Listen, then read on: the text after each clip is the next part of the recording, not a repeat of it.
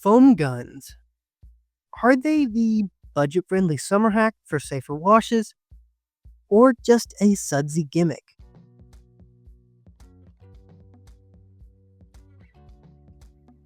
Hello everyone. Foam guns pop up a lot for people washing at home with just a hose. I've used them for years, especially before I had a pressure washer, and they definitely have their place, but are they right for you? Let's go through the pros, cons, and some alternatives you might want to consider. And before I forget, if you find any part of this video entertaining or useful, maybe hit the thumbs up, maybe subscribe. I'd really appreciate it. But now, let's jump right in. What is a foam gun, in case you're just getting into the industry? Foam guns are basically the little baby brothers of foam cannons that attach straight to a garden hose. No pressure washer needed. You fill it with car soap, connect it, and spray a layer of foam over your vehicle. This is where the baby brother part comes into play.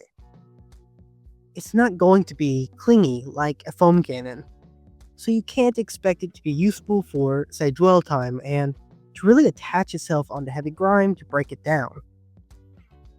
But it does add lubrication, as well as slows down water drying in the summer heat and forming water spots, which can be very hard to deal with. They can make a wash feel more satisfying too, with all the fun suds dripping off the car. So foam guns do actually have quite a bit going for them. I mean, they're beginner friendly. No extra gear you have to purchase really, just hook it up to your hose. There's the quick connect convenience, especially if you're already washing with a hose. They provide extra lubrication, which helps minimize scratching and water spots while you hand wash. And they're quiet, compared to a screaming pressure washer if you've got neighbors or are washing early. All in all, they're pretty fast to set up and provide a few benefits as opposed to working without one. Now for the downsides. Like I mentioned, there's less clinging action. The suds run down fast on vertical panels, giving you minimal working time, and they aren't thick enough to help with some of the heavy lifting you'd typically find in a pretreatment. Even with diminishing returns like this, they still require more soap than a typical foam cannon. They burn through car shampoo faster and don't foam as thick, which can feel like a time and money waster. Think of them more as a safety step for lubrication and less like fancy snow foams you typically see online.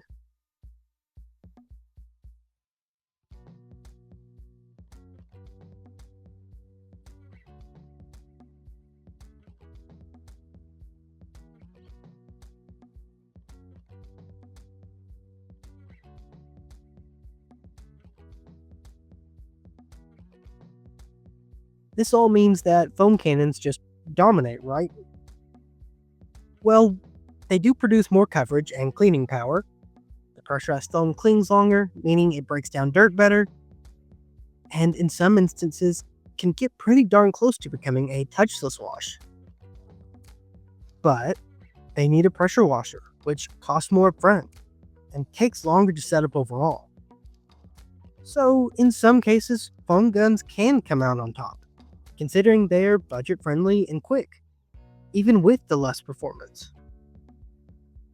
As if the gray area between the two wasn't getting larger already, there are some middle ground options worth talking about.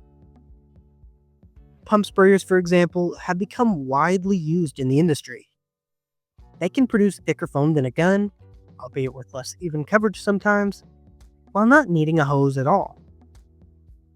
As with most things in detailing though, once you take one step out, you have to add one in somewhere else. In this case, since there's no hose, you'll have to use up more energy pumping up the unit.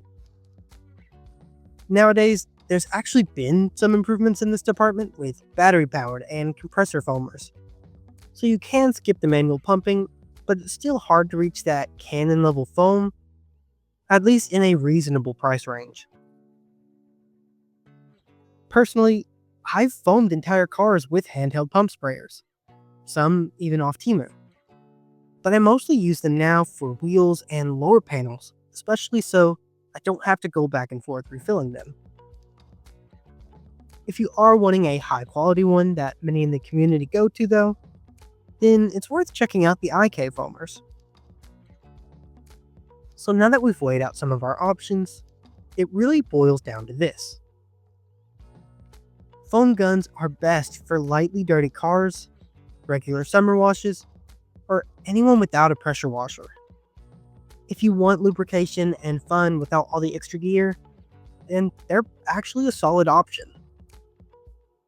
They're perfect if you're upgrading from a basic bucket wash, but still want to keep things simple. There's no denying, however, that foam cannons straight up win for performance. They may cost more with all the additional tools needed and take longer to set up, but they make their money's worth for sure, especially if you're washing a lot of the time. As for pump sprayers, they fall towards the middle. Great foam, although less even coverage, but portable, yet kind of slower depending on the kind and size you get. You can definitely find a place for them in your routine though.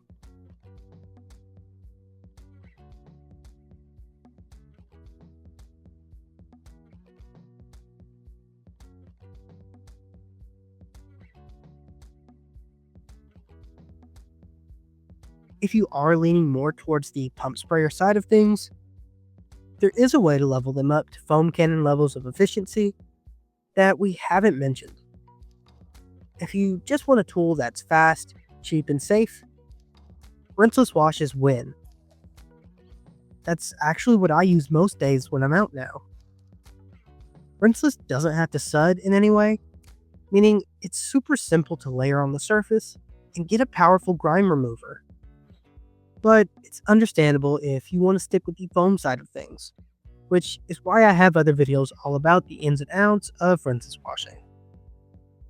So, foam cannon, foam gun, or other. It really comes down to your situation, your budget, and your preference. There's many ways to decal, and this is just further proof of that. Let me know in the comments what's your go-to, because I'd love to hear it.